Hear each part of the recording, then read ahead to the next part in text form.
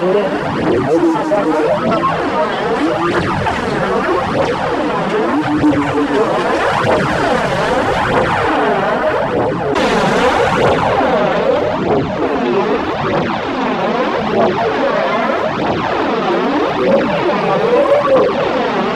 நாளும் ரொம்ப சந்தோஷமா தான் தொடங்கும் அப்படின்ற நம்பிக்கையோட தான் அன்னைக்கு நாங்க எல்லாரும் தூங்க போனோம். ராத்திரி 2 மணிக்கு ஒரு பயங்கரமான சத்தம். என்னன்னு எழுந்து கண்ணு திறந்து பார்க்கும்போது எங்க வீடை சுத்தி தண்ணி சூழ்ந்திருந்தது. திரும்பி என் குடும்பத்தை பார்க்கும்போது யாருமே இல்லை.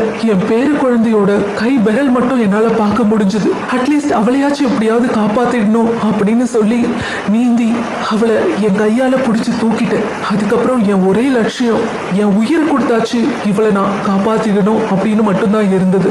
கண்ணு கேட்ட தூரம் வரைக்கும் ஃபுல்லா இருட்டு. அந்த இருட்டுலயும் எப்படியோ நீந்தி தப்பிக்க முயற்சி பண்ண ஆரம்பிச்சோம். நாங்க போயிட்டு இருக்கும்போது ஒரு 2 மாடி கட்டிடம் இடிஞ்சு தரமட்டமா உள்ள போய்கிட்டு இருக்கு. நாங்க தப்பிச்சு ஓடி ஒரு காட்டுக்குள்ள போயிட்டோம்.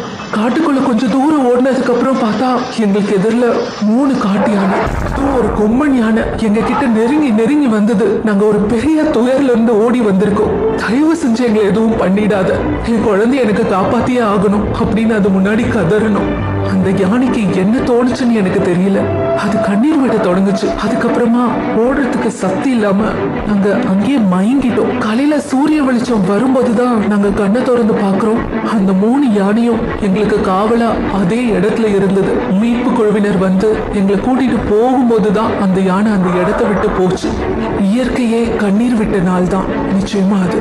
Stand with Wayanad.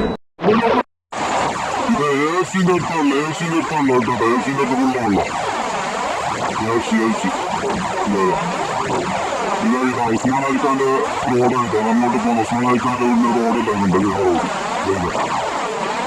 ഫുള്ള് വെള്ളം കുറച്ച് കുറഞ്ഞു. പിന്നെ നല്ല വെള്ളമായിട്ട് വെള്ളം.